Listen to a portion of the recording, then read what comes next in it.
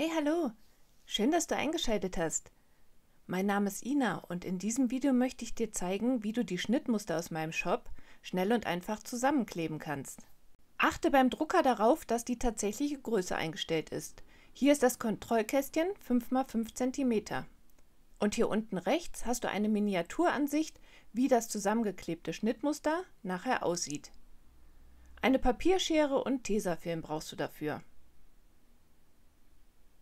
Hier werden erstmal die ersten 3 Blatt Papier nebeneinander gelegt. Und dann wird auf der gestrichelten Linie der rechte Streifen abgeschnitten.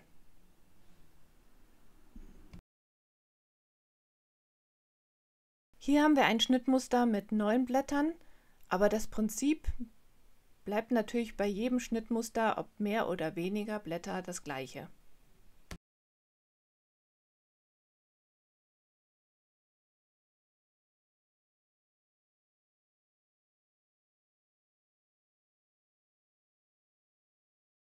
Dann wird Blatt 2 auf Blatt 1 gelegt. Dort siehst du die Markierung, also die Anstoßlinien. Und anschließend Blatt 3 auf Blatt 2.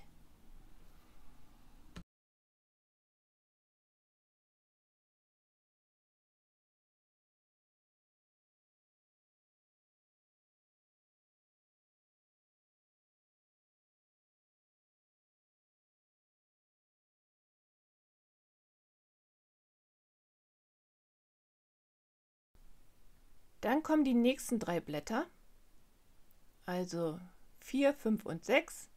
Dort werden an 5 und 6 wieder die rechten Seiten abgeschnitten und dann aufeinander geklebt.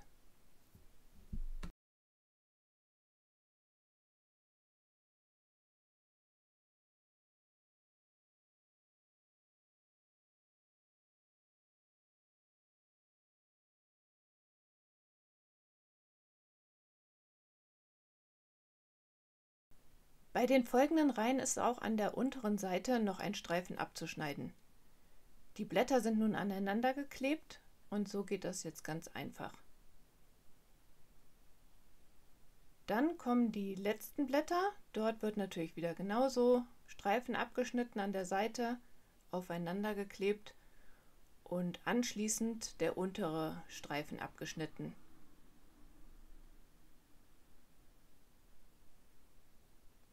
Wenn dann alle Reihen fertig sind,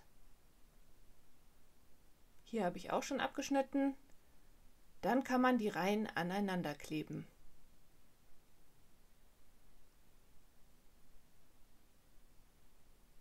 Die Blätter an die Anstoßlinie legen und den Tesastreifen befestigen.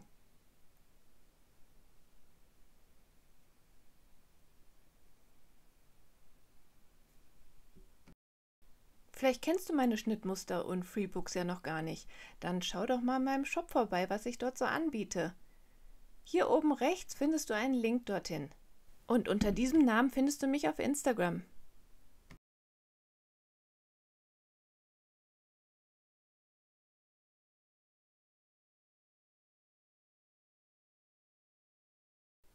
So, jetzt ist alles fertig zusammengeklebt. Wir versuchen die Schnittteile immer möglichst ressourcenschonend auf so wenig Blättern wie möglich zu verteilen. Nun kannst du die einzelnen Schnittteile ausschneiden